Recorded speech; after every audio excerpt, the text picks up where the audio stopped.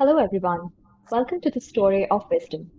Calculating sales commissions is a nightmare, period. Companies that fail to prioritize sales commissions as essential are leaving potential revenue on the table. So, today, we delve into how wisdom was born and how it is tackling the challenge of optimizing complex sales compensations for unique businesses.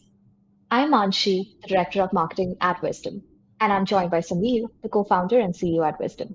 So, Samir, how do you look at your professional journey? Thanks, Manshi. Spent about 20 years in the corporate world, and in terms of companies, you could split it half and half. Spent about 10 years at Oracle and 10 years at mid-market startup companies. So in a way, seen the large sales Oracle engine and the hustle and passion of startups.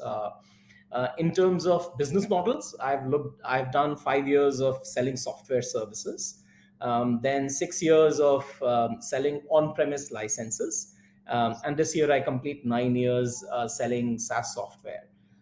So I've been through all business models, and it's been fascinating to see how these business models have impacted sales as a space and how it's evolved overall. That's insane. That's an insane journey. And I see that you've been from a traditional software selling approach to then a more modern sort of a selling approach as well. So you've basically seen it all. You've been through that entire journey. So after having spent 10 years at Oracle, which is a huge time, what really led you to leave and opt for the rough and tumble world of startups? Yeah. So every big decision, typically has a lead up, and there was a lead up in this case as well. But there is one specific tipping point that comes to mind as you ask that question.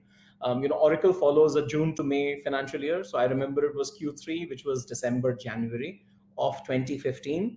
My team had blown its numbers, but Oracle had not met its targets as a company. And as a result, I was having difficulty getting even a budget for team dinner. Even when we did do the team dinner, we were really asked to keep it hush because again, Oracle hadn't met its numbers.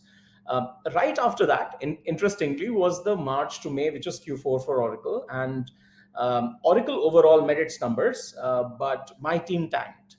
And as I sat there sulking, in the in a terrible mood, there were balloons and streamers hanging from the ceiling.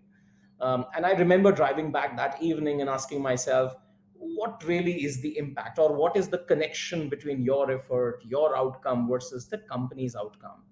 And if it really is a drop in the ocean and it won't make a difference otherwise, what's the purpose of all this effort, right? And I remember that was the moment where that bulb that lights up, and startups seemed the only Yeah. answer where your work and the company's performance will be intricately connected. Yeah, sounds like a tough couple of quarters, but I'm glad it led to your aha sort of a moment. So, you've also been associated with the poster boys of Indian SaaS, RateGain and Wingify, namely. So, how did you come about that from Oracle to the poster boys of SaaS? Yeah, so RateGain, you're absolutely right. Both are poster boys in their own way. RateGain, of course, IPO'd a few years back. And it was vertical SaaS, focusing mostly on travel and hospitality. But in a way, RateGain was as Oracle as a startup can get, in the sense that it was very enterprise driven. Products were very Right. specifically focused on the enterprise, at least then it was. And the sales was, we were pursuing large deals. It was very relationship driven. There was solution selling involved, there was solution consulting involved. So it was a very natural progression. If I had to get into, like I said, an Oracle kind of a startup, then it was RateGain. And Wingify, on the other hand, was different. Wingify was more SaaS, where there was an offering for SMB, there was an offering for mid market, and there was also an offering for the enterprise space. Martech, so there were trials, and there was SaaS based pricing, per seat pricing involved, etc. So again, very very different, but offered a very unique SaaS perspective. Again, customer success was extremely important. Adoption usage was an issue. So yes, all three things that were terrific learning experiences. Yeah, that does sound like a roller coaster ride full of learning. So, So while you were speaking about all of this, right, you were exposed to uh, the similar kind of approach that Oracle had while you were at RateGain, and then moving on to Wingify, which was a completely new difference. So when was that aha moment when you felt that the world needed something like wisdom? Yeah.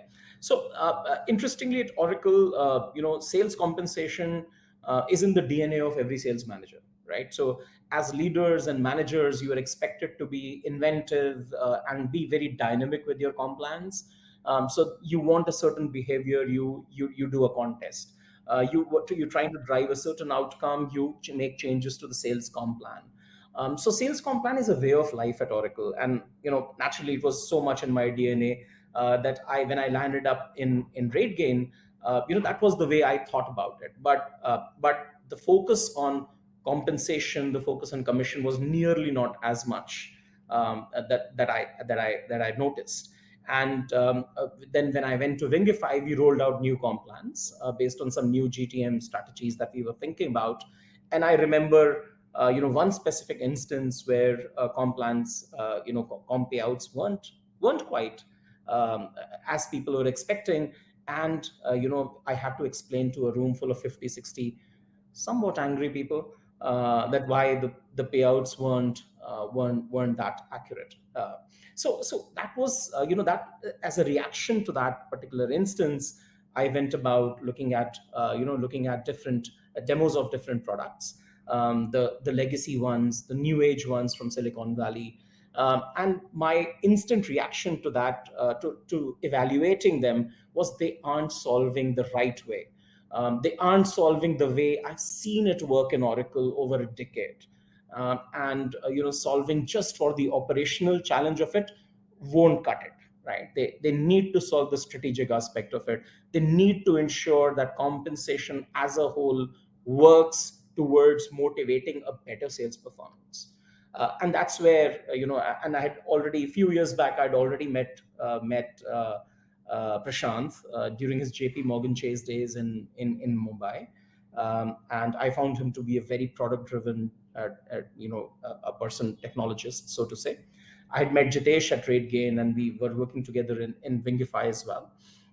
And the problem was in front of us. We felt it wasn't being solved the right way. We had a product person with us. We had sales know-how. So the proverbial pieces fell together, so to say. Yeah, sounds absolutely crazy. And while you were talking about legacy softwares out there and also the new age softwares, and you realized that there was quite a mismatch, that there isn't something in the market that really caters to what the unique needs of SaaS, the unique needs of SaaS basically. So how would you, if you had to define the problem or the challenge that Wisdom is solving, how would you say that it is different from the legacy or the new age softwares out there? Yeah, so I think the way Wisdom is different is that we've chosen to be a specialist, not a generalist. We think, and our focus is B2B SaaS only. We think SaaS has changed the way software is being sold. We think SaaS has completely changed the way software is being consumed. And SaaS, with all the focus on recurring revenue, advocacy, land and expand, customer success, SDR, is going to be very different, right? So the treatment of sales comp is going to be very different in a SaaS context than it is going to be in a non-tech or a non-SaaS context. And that's where Wisdom truly differentiates itself, right? So we are going to bring all that knowledge to bear, and create a SaaS sales compensation software where things will be accurate, timely, and transparent. Yeah, I absolutely couldn't agree more on how SaaS needs a specialist. And that's where Wisdom clearly comes in. Wisdom's clearly here to change the SaaS sales commission game with a very clear vision, of course, where sales compensation is simple, fair, and transparent. So that's a wrap. Thank you, Samir, for sharing your wonderful insights. If you'd like to learn more about Wisdom, please do reach out to us at wisdom.com. If you'd like to connect with us, you'll find our LinkedIn and email details below. Thank you for tuning in today. Thanks.